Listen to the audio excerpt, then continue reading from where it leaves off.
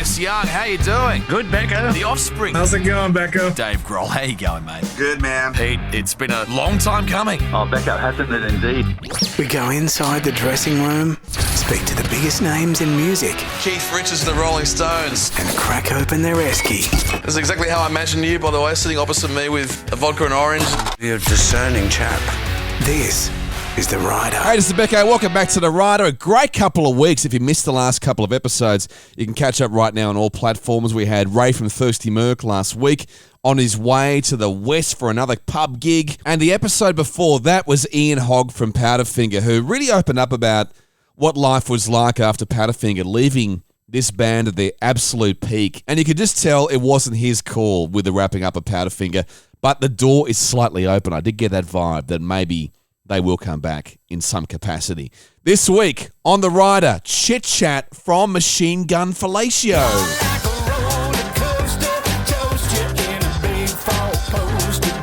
We would ask, just to weird people out, we'd ask for lubricant, a turkey baster, and oven mitts. On one line though, not separate items. It was like they were connected somehow. So this Chit Chat talking about their infamous Rider, which was just out there for a band who were doing pubs, they were doing festivals, and they were making a massive name for themselves, being quite a shocking band.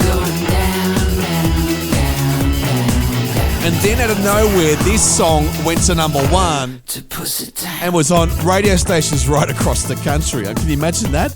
Top 40 radio playing Pussytown. But one thing you may not know, Chit Chat also co-wrote this song. There's no aphrodisiac like loneliness. And he'll tell us about the story about how he helped the Whitlams, Tim Friedman, write one of the biggest songs of the 90s. That is to come. This is The Rider with Becko, and I can see the screen lighting up in front of me on Zoom. Chit Chat. Hey, mate. You can hear me? How many of those books you read? Oh, 5 of them. I got a sewing machine I just noticed there. Rock and roll. No, it's I'm using my kid's office. There you go. My office is flooded. We've had everything, haven't we?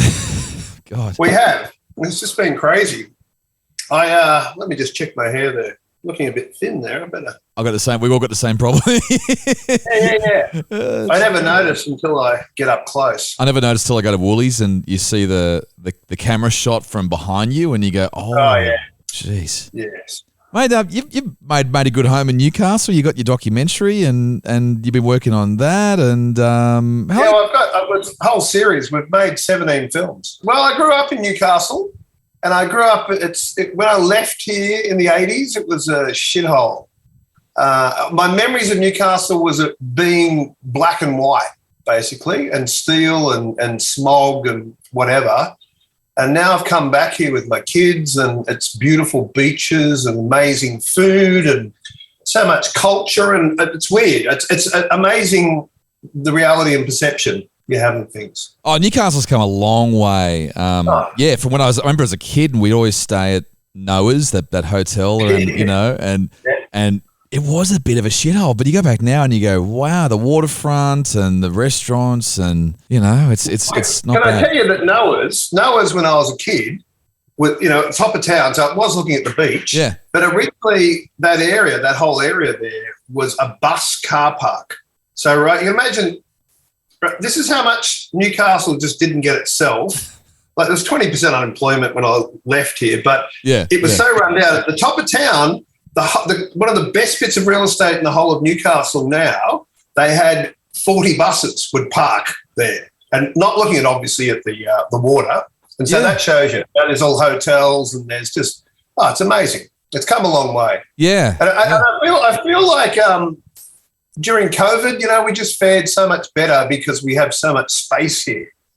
I lived in Sydney for 20 years and I loved it, but I couldn't live there now after living here. None of this is great podcast fare, is it? Tell me about it. Really, this is not going to get you a Netflix series. Already people are just flicking off right now. You see the drop-offs on the... Let's hear COVID stories. I'm so over it. No, but look, I couldn't wait to get out of this city, and I moved from a tiny part, like a little, right near the BHP is where I grew up. Yeah. And And then I moved from there to the centre of King's Cross in the middle of the 80s. And my whole life I met a girl at a party. And she walked in, she had a leopard skin coat and a leopard skin hat on. And she seemed so far away from anything that was in my life. I approached her and we talked for a bit. I found out she lived with a friend of mine in Sydney. So literally the next morning I woke up and said to my father, I'm moving to Sydney. I rang up, got an interview for a job, got the job and moved in with the girl, and we were together for 3 years, and I'd never had a girlfriend before. So I went from having no girlfriend and living in smog to then moving to Sydney. Sex on tap. I wasn't going to say it, but I went from nothing to everything 6 times a day. And while I felt like I could accomplish anything at that point. And then so when I was with her, I didn't know how to get into music, so I went and did a sound engineering course. And it was a weird group of people. So there was a guy I used to watch in a band in Newcastle. Louis Shelton used to own the studio. So Louis Shelton produced and played on the Monkees, played on all the Whitney Houston big albums. And in the class sitting next to me was Dash Seals from Seal and Croft. Oh, wow. And then there's this other guy from New Zealand that I started drinking beer with.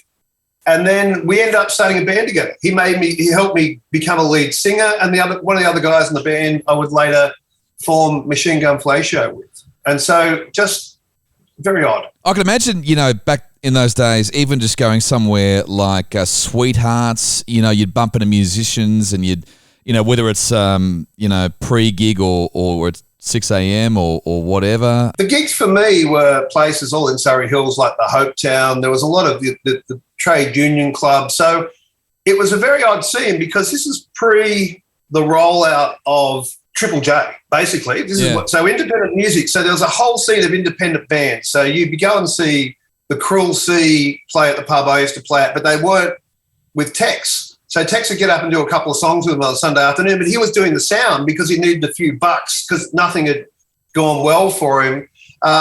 Rat Cat, they were playing, we were playing gigs with them. Tim Friedman, before they became the Whitlams. A little bit later, things like You and I are turning up. So everyone's trying out in these little local pubs, and it was before poker machines really took over the pubs. So everybody could get a gig. You could play a circuit in Sydney. Places like the Lansdowne and the Sandringham, and you would just turn up and see these players. Now they're quite big in lots of ways, and nothing really happened. You're doing it, you think that's as far as it go, and then Rat Cat. So of all the people, out of all the bands we were playing with, the least likely to explode became Rat Cat.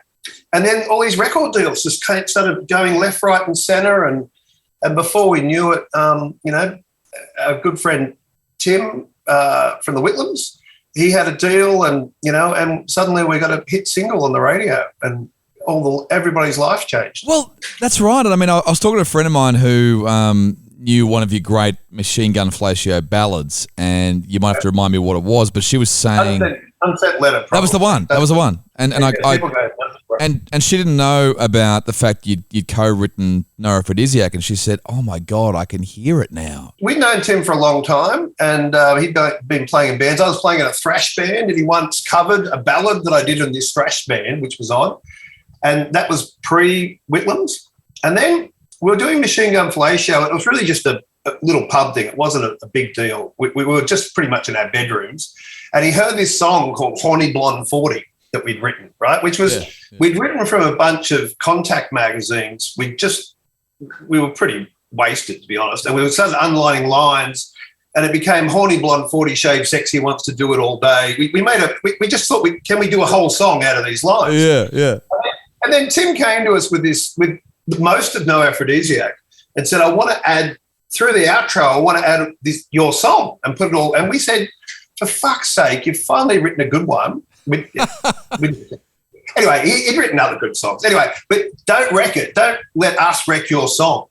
And he said, no, it's got an A and a B, but I need a C. I need it to go somewhere else. And we went, your mistake, off you go. Nothing ever will happen from that. And then it was just the craziest set of events where he then did it, we heard it and went, holy crap, this is bigger than any of us could have ever seen. And then, but we thought that'd be it. And then he sort of moved it up to become the single off the album. But at that stage, he wasn't a big selling artist. And then there was this great moment where he came over one night, late January, I guess.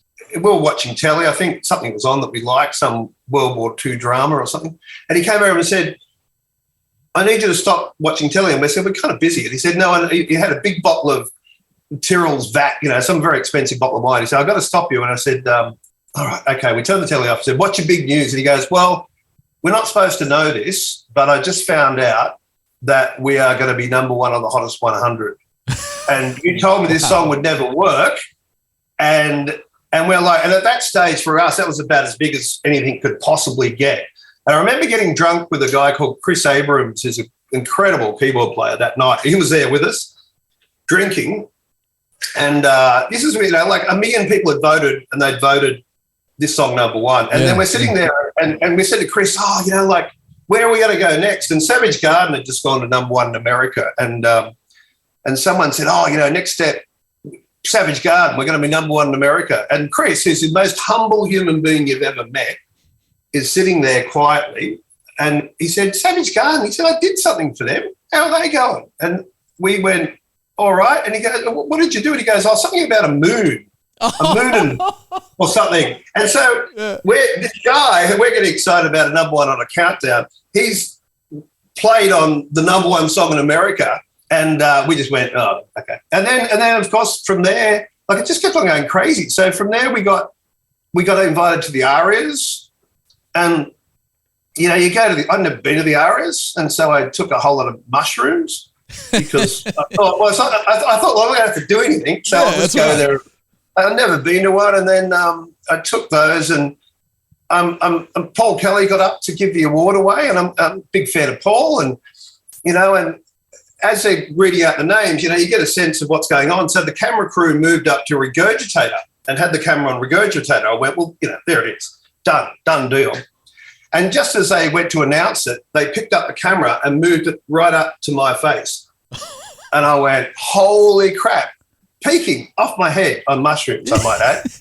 And then we had to get up and Paul Kelly's shaking my hand. And so we won Song of the Year from this song that Tim, we tried to talk him out of. And to be honest, we went out, we were awake for about 3 days after that. And then I got all these text messages on my phone from record companies who were just like, okay, so what else have we got? And and so pretty much from that moment, we got publishing deals and record deals and we're lucky enough to and had the right advice to go with people. Well, actually, there were lots of people that wanted us to write No Aphrodisiac 2. And then we met somebody called Linda Basides, who from Mushroom Records and Mushroom Publishing. And she was far more interested in this other body of work, Machine Gun Fellatio. She said, whatever this is, I want more of that. And so what I've learned in life is to find champions. And so you're better off if you've got the biggest company in the world, and they're going to put you at the bottom, and you've got a tiny company that'll put you at the top. Yeah. Always go with the champion. And so she became our champion. We got an agent out of that. We got a record deal with the guy that wanted us to make Machine Gun Fellatio records, not Whitlam's records. So. And look, in a way, that opened you up to so many possibilities because, even beyond Machine Gun Fellatio, like you were, making music for TV commercials and movies and. Well, yeah, we were making it for porn. And for porn. Yeah. Made music for porn because there was money. People were giving us money to do it. We had ads that were won awards in America, like in New York. Every time they wanted to do a weird ad, there was one, we did a solo ad where a guy was donating sperm all night. It was for sperm bank donor, and he needed to refresh himself with solo. So what was great is that, they'd have a set of buttons they could press to see who they call, and the weird button. We were the weird button. So sperm bank, bang, ring those guys. And we did a heap of ads, and I never saw it as a sellout because we did all the weird, a few of our ads got banned, which I was very proud of. You think, yeah. Well, if you end up on a TV show where they go the world's weirdest ads, you've done something right. And but the thing is, the Black Keys made that sort of famous as well because there was Jack White who refused to do songs or sell them to do ads, and the Black Keys were like, no, that made their music famous was off the back of being in big TV commercials. You've got to pick your moments. I mean, I felt like we were composing for the ad, so it felt like scoring. I'd done a lot of work scoring, like independent films and stuff. Yeah. And what was cool is when we put out the second album, we got called up by this director who was making a Sam Worthington film with, there was a lot of people in it. It's called Getting Square. Oh, yeah, yeah. And there's this amazing scene in it with, David Wenham. David Wenham's in this scene playing a junkie. And if you've ever seen Getting Square, this is the scene you'll remember. Anyway, so they rang us. We're about to go out and tour. And they said, we want you to do this soundtrack. We need you to do this film. And we said, we've got no time. We've got an album out. We're touring. And they said, can you come in? They put on a private screening and showed us this scene of David Wenham in a courtroom. And if you look it up, it's just the greatest thing ever. And we went, shit, we've got to do it. So we did this soundtrack. We'd never done it was a full Hollywood film, It had a lot of international actors, Gary Sweet and all these people. We did it, and it got nominated for 11 IF awards, which are the AAC, whatever those new awards are. And we were the only ones that won. So that was kind of cool because it was something we had to fit in between a lot of other working, and you sort of get to a point where you're on your A game. I think the amount of work I was doing then, I couldn't do it now because something was extraterrestrial was happening.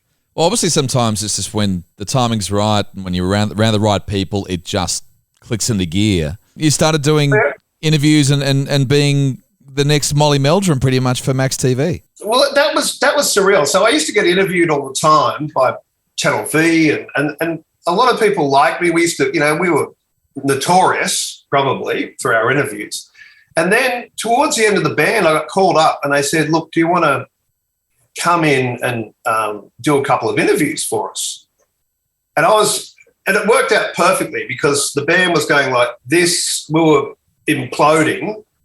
And so I didn't know what else I'd do. And then, this odd series of events happened where I went in, I did a couple of interviews and they liked it.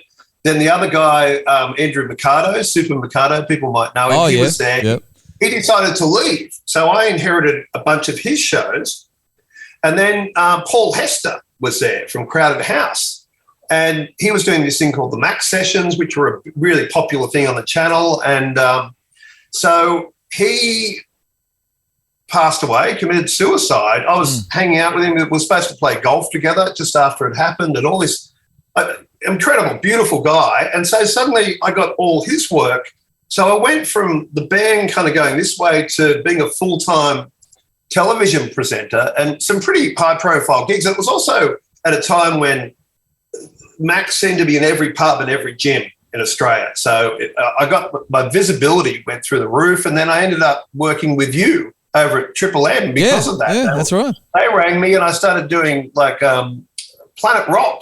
Suddenly I had like 500,000 people. Well, it was insane, the audience for that thing. It's like 86 stations or something. About that, Yeah, it was just odd that people would just ring me. I haven't had a job interview in, 30 years. I have meetings. It's so odd. I have meetings, and I'm not bragging. I find it surreal that I have meetings which are to offer me work.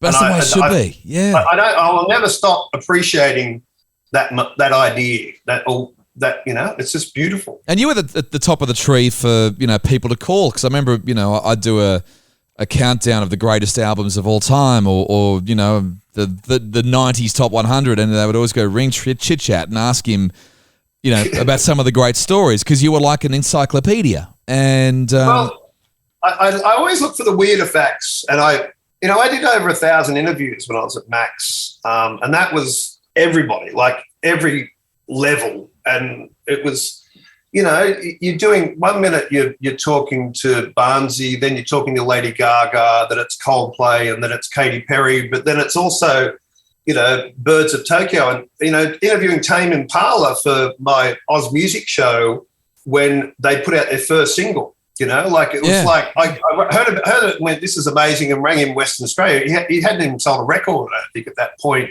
So trying to get everybody, and then Slash but all the international people, and so I just gathered stories. So You want to press me? Ask me for a story. Give me a person. I'll give you a story. Well, okay, Oasis.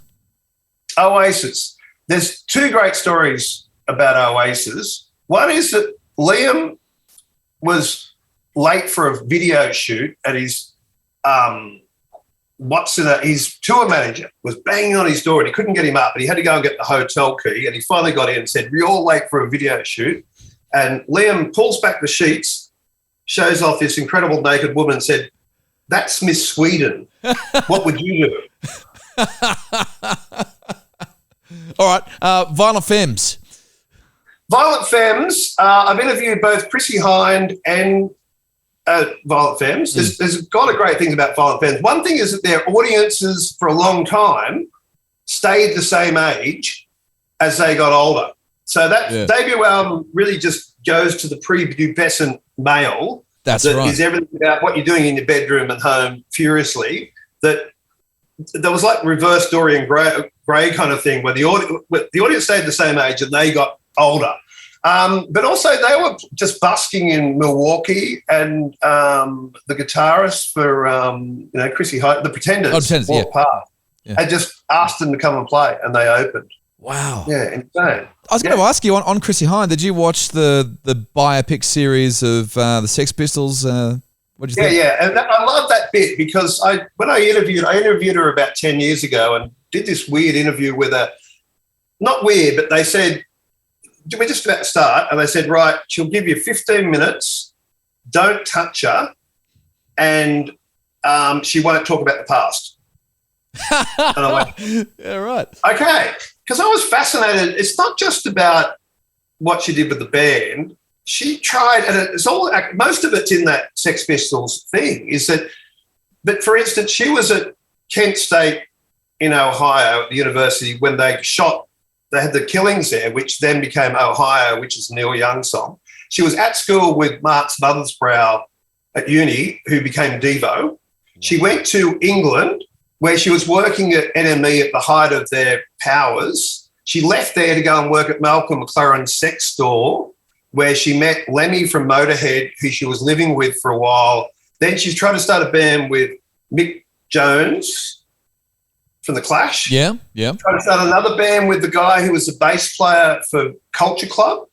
Tried to start a band with Steve Strange, who became Visage, and was also, as it said in the series, getting it on with Steve Jones from the Sex Pistols. So nothing was working for her. Like she was on the fringes of so much of this stuff and at the epicenter of so much stuff. And then it just all exploded. And I don't know if it's made up for the show, but the moment where she's about to go on to do her first show and she finds out that Sid's overdosed. I don't know if that it could possibly be a true story. But can I tell you, at the end of that interview with Chrissy that we did, and we talked about everything, the whole lot. She went through a whole career. Amazing. We talked for, I think, 50 minutes. And at the end of that interview, as we went to take the photo, she leaned in and cuddled up to me. And so we talked about the past. We talked for 50 minutes, and she was the one that held on to me. So I didn't touch her, though. So who was the most difficult one out of all of them? Just dickheads like John Mayer. There's like Billy Corgan, the first time I met him, had a shocker gig the night before and was awful. And the second time I met him, he was such a pussycat, and we talked for an hour. And so it's very hard. I think people, because I've done it from both sides, because I've been out doing days of press for records and whatever, you have good ones and bad ones. And what's weird is that I might spend 2 days filling my head with that information, sometimes for a 10-minute interview, and you don't know what that 10 minutes is for them. You know, they could be, like I met Pharrell Williams. We're at a party and he was incredible. We sat for 20 minutes and talked about the history of music. It was great. And then I interviewed him the next day, and by that stage the jet lag had kicked in. And he was like almost asleep, and it wasn't anything to do with our chemistry. It was, but he did talk to me about, he wrote Rock Your Body, which is Justin Timberlake, don't be so quick to walk away, dance with me. He wrote that for Michael Jackson. Oh. And so when you hear it, it's exactly a Michael Jackson song. And it would have been his biggest hit for years if he had done it. And then he got a phone call. He told me this because I asked him. He said it's like no one had ever asked him about it. And I said, "Did you ever play it to Michael?" And he goes, "Yeah." He called me about it and said, "I love this song." And he said, "Well, I wrote it for you." And he goes, "Oh," and that no one had ever played it to him. Jeez, that's insane. So yeah. Okay, well let's do one more. The Who. The Who, Yeah. right? Okay, so you'll get this as an interviewer. Yeah. So when I was at Triple M, they said, "Can you interview the Who?" Roger Daltrey, give him a call. He's in Kent, at his estate in Kent, right? Yeah. And they go, "All right, well, you're in Sydney." I was in Newcastle at home, and I had to ring through Melbourne to talk to him in Kent so they could record it. Oh right? God, yeah. Got an ISDN link and whatever. So I spent ages because it's Roger Daltrey, and they're like the real ones you never get. You don't get members of Queen, you don't get Beatles. There's an era that the line has been drawn, and you don't talk to them. Anyway, so I get half an hour.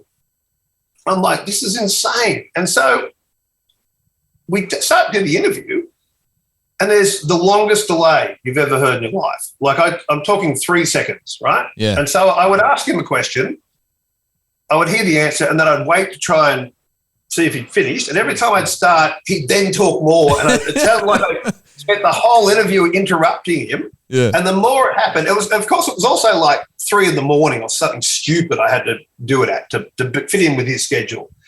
So I was tired. There's a delay happening that just threw the whole thing out. So I'm yet to hear it. I just refused to listen back because it was one of the most excruciating. It felt like 4 hours, really. So Yeah.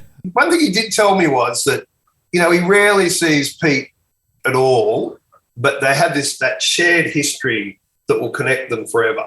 That they don't need to talk to each other. And is there someone else who you wanted to interview but never had the chance? I would have loved a Beatle. Yeah. I would have loved McCartney. I almost had Yoko.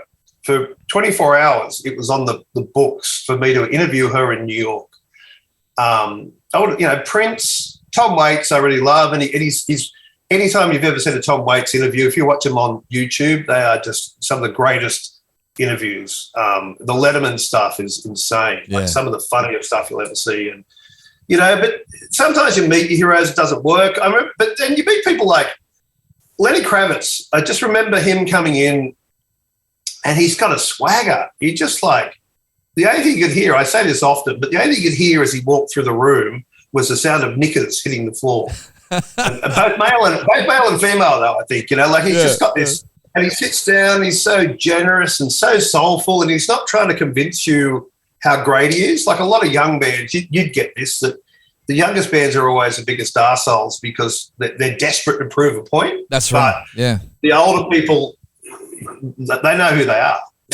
But also they eventually come back, after a while they realise that they have to, they don't have to be that way. So often those young bands end up being the greatest ever, but were difficult. Oh, yeah, for sure. And sometimes friction can make for great interviewing, Yeah.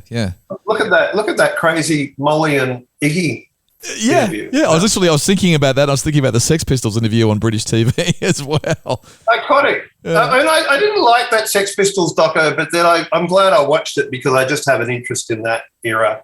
And compared to Get Back, I watched all of that Get Back, the Beatles thing, and that just floored me. That was because now I'm making films and kind of know what's involved in that side of things. It's like, wow, there's this.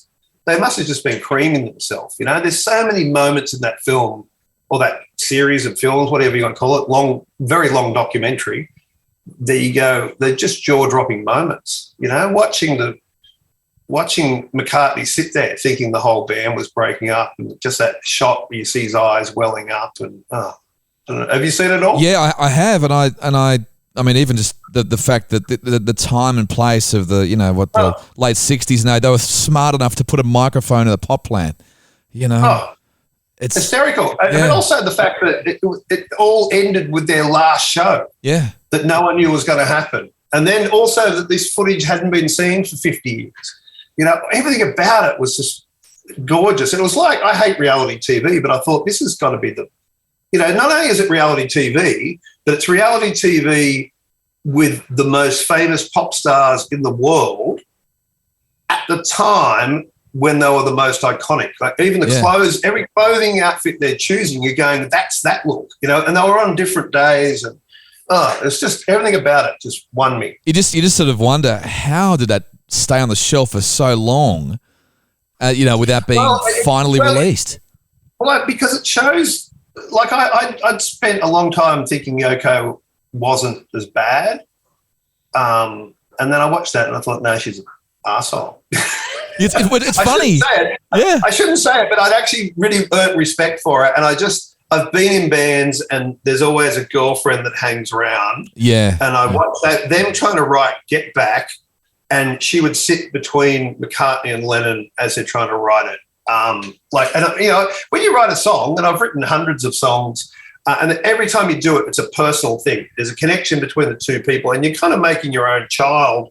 And sure, I'm not comparing myself in any way to the Beatles. All I'm saying is that it's still the same process, is it's very intimate. And so you're showing the fragile self to each other, and to have the dark witch sitting in between you, giving you the death stare as you're trying to be that person, the pressure would, and even if you're McCartney, I think, insane. Well, the pressure of having all the hangers on as well, though. Like there was 20 or so people in that studio, when you would know, being an artist, that you need that safe space, I guess is a way of putting it, Well, yeah, for the initial ideas, the initial ideas have got to come, and you've got to have your antenna up. They're floating around above you, and you've got to try and grab them, but not knowing how they go together even yet. You don't even know what you're making, and But that was like, in saying that, you see that moment where Get Back, where the universe just delivers Get Back to McCartney while he's sitting there,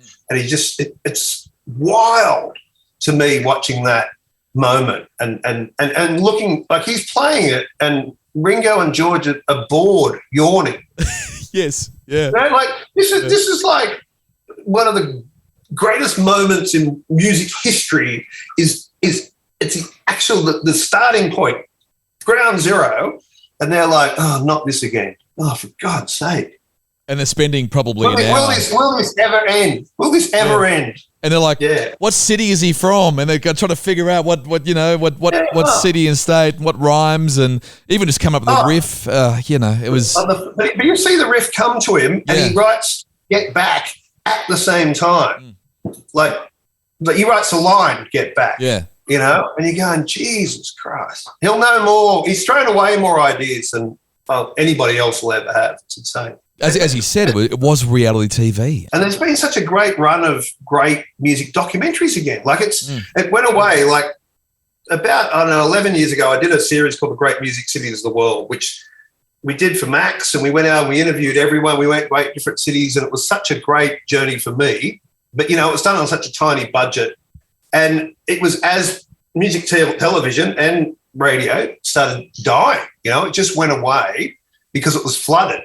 And then the music channels died, streamers came in, and now years later, this big resurgence in music documentaries have come back. And like I watched the Velvet Underground one, which Todd Haynes did. That's insane. That's so beautifully done. But there's just ones coming out all the time. Everyone, and you can fall in love with them. You don't need to be into the artist to see them for what they are. Yeah, yeah, and even the biopics, which obviously take a bit of liberties on things, but they're all of such good standard now as well. But there's nothing wrong with Bohemian Rhapsody. You watch that and you go, like, there's a lot of imagination being used. They're taken in a different direction, and people will whinge. I haven't seen Elvis. I don't know if I will. I don't know. I'll see. Some stage I will. I want to go back to Machine Gun Fellatio, and the two biggest hits were Roller Coaster and Pussytown. And did you get a bit of a laugh out of it when you heard top 40 radio stations starting to play Pussytown? Basically, I remember I got asked to talk at a school, and which was odd. Yes. And I literally in the height of it all, and because we pitched it as a single, and I got asked to talk at a school, and I just assumed it was a music class, and I would turn up and just have a chat. And it was where my sister was teaching. I thought, I'll go and do that, knock it out. But I hadn't slept. I forgot to go to bed, and I went there, and I turned up and I talked to 10 kids and I thought, great. And they said, all right, the auditorium's ready for you now. And I had to go and talk to 800 kids and give an hour talk. She hadn't told me this, right? And I'm like, holy crap, like literally hadn't slept. And I said, look, the best thing I can tell you is don't listen to anyone. Don't listen to me. Don't listen to anyone. Just do what you want to do. I said, I'm in a band called Machine Gun Fellatio. We wanted to put out a song called Pussy Town. People tried to tell us it was a mistake. And on the way here, I got a phone call from my agent to say that it had just been the most added song to Australian radio this week. So my best advice is don't listen to anyone. So what I found is that you got to try not to aim at other things. And so I feel like with that, we just really were trying to be who we were, which was weird. I mean, we were a group of old friends that got together and we were making records in our bedroom, but it was really just that whole thing with the Whitlams that sort of helped catapult us. And then it just kept on growing. And it was at a time when a unique time in music where music was cheap to make. We were our own producers. We were our own engineers. We made the music, recorded it. We could turn it up to the record company with it exactly the way we wanted it to be. So we could make it for nothing at a time when people still bought music. Perfect. And that was important because quickly after that, it started to all go, the way of, being downloaded and whatever and give it away. So, and also there were things like Secret Life of Us, that TV show, that was exploding. That was trying to go in a new direction. So sometimes we'd had 3 songs in an episode. So we had all that sort of other stuff. We're doing soundtracks. So we went from, I remember I had no money and that the album with Pussytown and Roller Coaster came out and, we would make a little bit of money, but I got married for the first time, not the second time. I got married. I went out and tour after the honeymoon for a month and came back and I had 40 grand that I'd been given for the tour and I had $35,000 royalty check in the mail when I got back. And this is other people get bigger things, but I went literally from having nothing to in a month, 75 grand was just there. And I went out and put a deposit on a house and bought a car.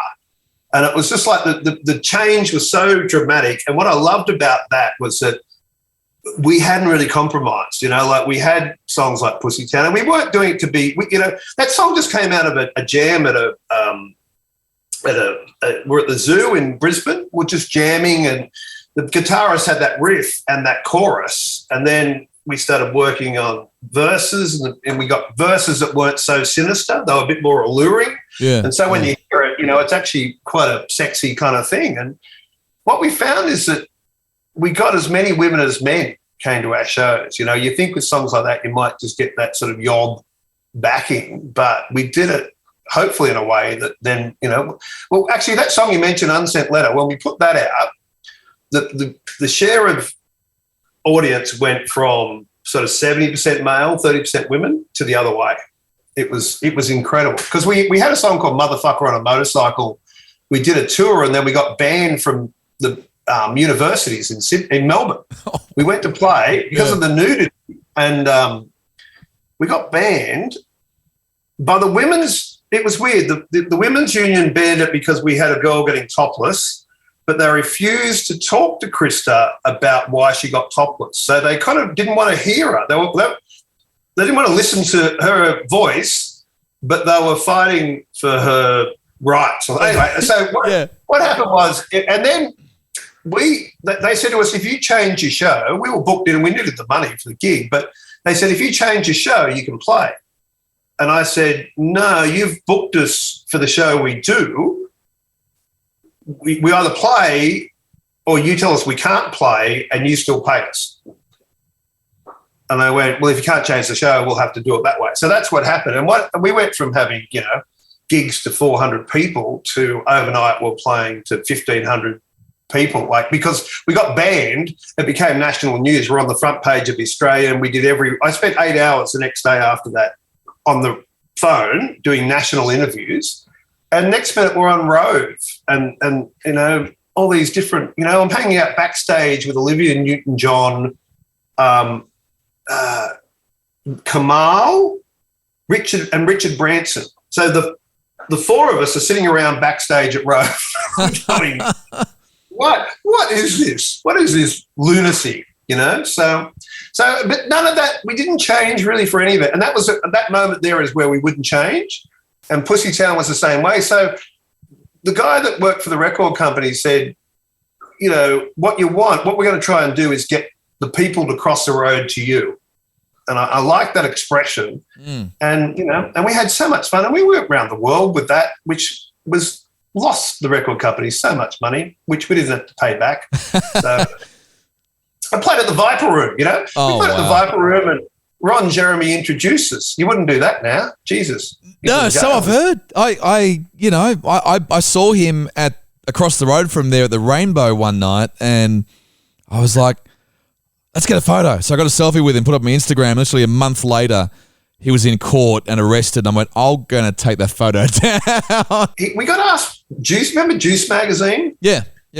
So they said, we want you to do an interview. We want you to hang out with Ron Jeremy, Krista and I, and we'll do an interview. And we're like, okay. And I'd forgotten all about it. And I'd been out on tour, and I had a massive fight with Krista. We just weren't talking. We weren't ever going to talk to each other again. It was, you know, because tour buses and different medicines created a situation where it was tough. Yeah. I get back to the house and I get a phone call saying, are you still coming? And I'm like, who is this? And they said, it's Juice. You got this dinner tonight with Ron Jeremy, you and Krista. And I'm like, oh, shit. So I had to ring Krista, who wouldn't take my call at first. And I said, well, this might be weird, and you can punch me afterwards. We're having dinner with Ron Jeremy. So we go out with Ron Jeremy, and he's with this sort of stripper who seems to be on some heavy medication where she's nodding off as we're there. And we're at this Asian restaurant, and we're all eating our foods, and then we finish eating because that's what you do. But then Ron starts not only eating all the food off everyone else's plate, I've ever seen this once. He drinks liquid in everyone's plate as well. Oh my God. Well, we sat there, and then we went to a red carpet event with him afterwards, and Krista and I just laughed about it. And then he became a bit fixated on her, and he rang her up when we were in LA to do this Viper Room show and said, I want to take you out on a date, which then begs the question, where does Ron Jeremy take you on a date? Yeah. And the obvious answer is where he was going to take her, which is the Holocaust Museum. No.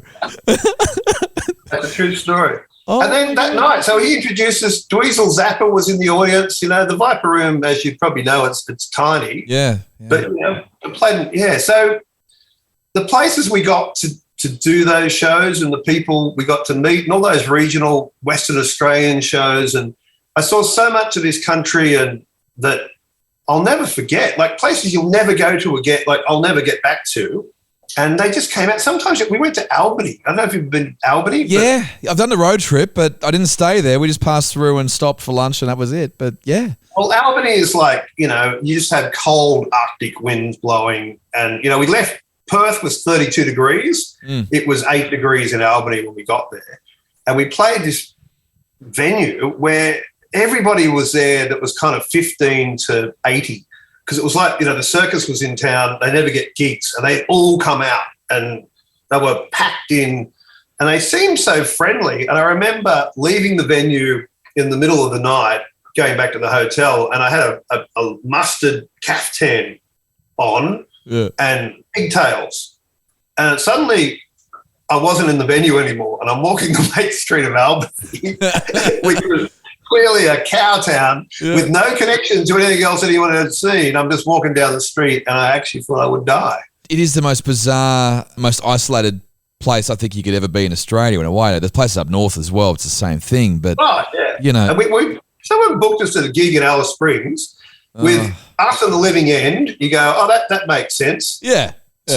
Selwyn, who was a rapper. Yeah, I remember him. Sophie Monk. And then opening for us was 30-odd Foot of Grunt. So we had Russell Crowe opening. It was like, what the? You know, so we hung out with them. and so Sophie Monk was hysterical. We're hanging out with her. And so we did one at Alice and then one in Darwin. Actually, I probably have my best rider story from Darwin. You want to hear the best rider story? Please tell me that, yeah. Because we were Machine Gun Fellatio, we try and shock people on some levels. So with our rider, when we first started, we were very excited when we first saw our 6 VB cans sitting in the corner of the room. And then eventually you get a case and then you start saying, well, can we get Coronas? And then you add wine because other people come backstage. And then you add Cointreau and you start upping it. And then you go, well, it'd be kind of nice to have blank sheets of A4 paper when we get there to write the set list on because that's practical. We never got those, right? But we started adding all these things like 5 grams of rock cocaine. Yeah. Can I tell you? Which we got a couple of times. Anyway, that's another story. That was not very good quality. Then we would ask, just to weird people out, we'd ask for lubricant, a turkey baster, and oven mitts. On one line, though, not separate items. It was like they were connected somehow. And so we're in Darwin, and the sound guy, I got a phone call from this guy saying, what's a turkey baster and the oven mitts and lubricant for? And I said, well, I'm not, I'm trying to, I think I was unloading my luggage from the airport. I said, for the turkey. And the guy goes, well, what size turkey do you want? And I'm like, a 20? Like who knows sizes of turkeys, Yes. So anyway, we got kind of punked in a wonderful way because the sound guy turns up and says, have you been talking to the promoter? I said, why? And he goes, well, I've just turned up to the band room. There's a live fucking turkey in the band room. Yes. And so we had a live turkey in the band room. And anyway, they had to get out and it pissed on them, which was hysterical. But the next day, the Northern Territory had that paper, the Darwin paper. It's always known for its headlines. And Yes. it had, outrageous rock band asked for live turkey in band room in Rider. And so anyway, it became a thing. Well, luckily enough, the podcast is called The Rider. So That's what I thought. It might tie in. It might tie in with your show. I should ask you, what is the worst rider you've had? Is it 6 VBs? Is that pretty much where it's been? No, the worst rider in England, right? They think they're helping you out, so they give you a case of warm Fosters. Oh. And we used to ask for sometimes Coronas back when they were more of a thing with lime. And so we got Crownies, which are probably the worst beer ever, somewhere in Western Australia, but Crownies with lemon squeeze. Oh, no, yeah. No. And someone did give us cocaine. There you go. Well, because Unbelievable. you might know this. Can you tell me the story about how Charlie became Charlie? No idea. Because I heard it was a band like Deep Purple and the manager was called Charlie. And they would put, whatever it may have been amount, like it might have been $200, Charlie. And that's how it became code. That's how it became a thing. Oh, right, there you go. Someone gave it to us, and it was actually, we just had a gold record delivered to us. So one of the sound guys got it emptied out because we asked for 5 bags. And so they emptied it all out, and they wrote congratulations in beautifully, cartography. It was like beautifully written congratulations, and there was enough of us to take a letter each. So it reminds me when you go to teppanyaki and they write your name with a salt at the end, on the hot plate. It's exactly like that. Just like it, except that instead it's a Class A narcotic. Yes, yeah. That's the old me, though. I'm a beautiful, relaxed father of 2 these days. How old are the kids? I can't even think about that. Oh, yeah. 11 and 14. It's have insane. they discovered Machine Gun Fellatio yet, or have you shielded them from your past? There was a moment where, just recently, the question that I'd always avoided, it came up at dinner whereby 11-year-old, who was 10 then, said, so what drugs did you do, Dad, back in the day? And I said, I didn't do any drugs. And then my 14-year-old looks at her sister like, she said, he was in a travelling rock and roll band. What do you think? So, and there's a lot of you said. But, not for me anymore, but gave it a nudge. Better to have loved than lost. I mean, bands are so straight these days, they're known for how straight they are. But someone once said to me, if you took out every record in your record collection that was made on drugs or alcohol and took those all out of your record collection and saw what you had left, you wouldn't have very good. You'd have bugger all. Is there anyone that lived through the 80s, 90s, and you're just amazed they got through alive. You know, you talk about those stories and everything. There must be a few where you just think, I can't believe you're still going. Well, no one. I'm trying to think. Like even like Steve Jones, when I met him from the Sex Pistols from the '70s, I actually interviewed him. I thought, how have you survived? Yeah, You know, and when you look at that, he was one person I met. You thought, and Perry Farrell, you know, I met him, and they went through a lot of hard times. But then I met the Chili Peppers, and I thought, I wish you hadn't survived. I know it's a terrible thing to say, but they did a lot of stuff early in their career that was pretty good, and then it deteriorated quite quickly. Their best stuff was definitely in that late 80s to mid 90s. But you know what the weird thing is? I love their last album, not the new one. I couldn't listen to it. So many people sent it to me, and I said, you've lost me, I'm not in. Yeah. But, you know, well, I'm in a weird phase of my life where I've started I spent so much time in doing media jobs like radio and television where I literally had to have the latest record and know the latest about every single person. And I had a period after that where I just I settled back into my music collection and actually got to enjoy the music I gathered. And now I'm in this new stage because I'm a massive vinyl head where I find old music that is new to me.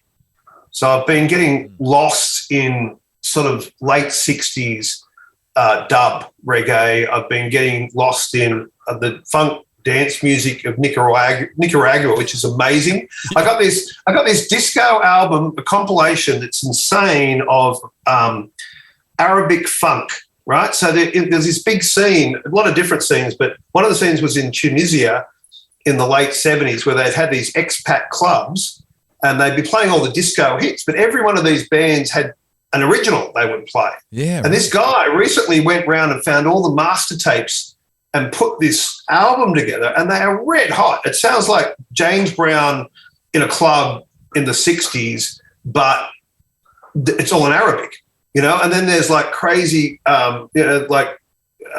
the horns they use to, you know, bring the snakes up, you know, one of those, instead of a sax line, it's actually played on one of those. And the album, like it has all these photographs of the artist, the tape that came off, then it has stuff about what they do now. Like now they're selling carpets with their sons in somewhere. And just so that I've gone the full circle with music where, so I'm not going to listen to the new Chili Peppers record based on this newfound love of new old music. Only fair. I think it's a great lucky dip sometimes. Get a vinyl you don't know anything about, take it home, and sometimes it's just right. So I love it. But now I make these films. Do you want to hear about the films for 2 seconds? yeah, let's talk about that. Because how many episodes of the Newcastle, documentaries have you been doing? Is it 17? Is that what you said? Well, I've done 17 films because a lot of them are films. So they're like the last one we did was 55 minutes. Got picked up by Foxtel for the History Channel. I started making them as just something to do. I wanted to go to film school. I thought I'm going to have a midlife crisis. I'll go to film school. And I went, well, every other stage of my life, when I couldn't get a record deal, I just became a record company and put out my own record until other people go. So I've always done it myself. So I went out and started making films, and then we did one on the Star Hotel, right? If people are into rock and roll, check that documentary. It's only 25 minutes. Look up Star Hotel, right? Stories of our town. It's hysterical. And it was great because Cold Chisel just gave us a song.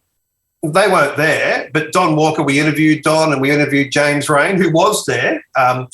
And we got the full story. It's very, very funny. So from there, we've done a series of, you know, films from 200 years ago. We've just done a film about a missionary who hooked up with a bilingual Aboriginal man 200 years ago and transcribed 2 books of the Bible into local language. Wow. And now that is being used to bring the language back. And that story, so I sent that to SBS about a week ago. And an hour and 45 minutes after I sent it to them, they wanted to buy it. And so then, so it's binge, SBS bought another one. So it's been kind of heartening to do something I've never done as a director before and producer. I've been in front of the camera a lot, but never done it from the other side. To do that and then have 4 films picked up by streaming services and free-to-airs has been amazing. And that's in 2 years. So that's huge for a beginner, really. I mean, that's... Well, it's been really heartening, but also just I think what it comes down to is every single thing I've done, whether it's writing songs or interviewing bands or making these films, is about what is the best story, what is the greatest story. And like the one we made on Fortress Newcastle in the Second World War was protected above everywhere else in Australia because every single thing you needed to make war was in Newcastle. So, yeah. Because all the steelwork, so everything was being made, all the ships, it had shipbuilding, had ship repair. So if ships were broken, they would bring them to Newcastle to repair them. But every ship ran on coal. So the coal was coming through the port. And so they set up, at one stage, there was about 50,000 troops around Newcastle when the town had about 45,000 people. Wow. I didn't even know and this. No one ever told this story. Yeah. And so then we started meeting people. I met a guy who was 100 years old who was working on the ships. They'd have to have people protect the ships that went up and down with the steel and the coal and the iron ore. He was 100 and he just kept on saying jaw-dropping story after jaw-dropping story. He went, holy crap. And then at the end of it, the person who was with him said, tell him about your footy career. I'm like, we've run out of, space on our hard drives. And he goes, oh, yeah. He said, after the war, I tried out for the Wallabies and I got in and I went to Europe and I played there for 9 months and I went to Buckingham Palace and I met the king because the Queen wasn't the Queen then. It was before that. So she was away on a honeymoon. And I met Princess Margaret and, she was a sort. I talked to her for a while. This is like interviewing Forrest Gump. Like, literally, like every story he told was just remarkable. I met a woman who was 96. She was 17 years old on the beach in Newcastle, firing at Japanese subs as they went up and down the coast trying to bomb us. She was terrified. And when she told the story, you could see the fear still there. So anyway, that's what I do now, and it's a job apparently. I haven't worked a job really for a very long time. Yeah, it is a job when you start to wear collared shirts and things like that. And look, at the moment though, you're still part of the arts, and that's good. Yeah, and that's it. And to be honest, I feel like it's. I don't want to write any more songs. I still write songs. I don't plan on any because I don't think it's a job for young people. I don't think older people want to hear new music, and I feel like I did more than I was allowed to do anyway. I've got I with that part, and I feel with the TV stuff, the fact I got to go around the world and interview so many people that I don't want to go back to that because nothing could compare to what I did and how much I enjoyed that and tick that box. So to have a third career like this in my autumn years is wonderful. And also it's kind of, it gets down to legacy. I feel like I'm capturing all these people's stories, and like I work with a lot of Aboriginal people now that are giving knowledge that no one else has heard, and it's being recorded and put out properly. And I had a big screening of our new film for all these Awabakal descendants the other day that they just, they're hugging me afterwards. And, generally when white filmmakers make a film that involves Aboriginal people, they're not happy because they've been just stuffed around so often. So to have that, and then to have the Indigenous network pick up a couple of our films for a national audience is amazing. So very, very gratifying. Chris, you find you do okay when you can. Yeah, I mean, if you could go back and tell yourself all those years later when you had doubts about things and just say it's all going to work out, you'd never believe it. And it's the same in most people's careers. You have moments where you think, I got nowhere to go and I don't know what to do next, but it just all works out if you're the right person and not a prick. Well, it's funny, after all the TV stuff ended, because I just assumed I'd be replaced by someone younger and more handsome, but, if you could find someone younger and more handsome. Andrew G. Well, someone who knew about music, So but what happened is all those like the music shows, all the channels just died. They just shut them down. Yeah. So I didn't lose my job to someone else. The wheel just turned, and so I couldn't really be angry at anything. I couldn't be angry at myself. I couldn't be angry at them. It's the way the world went.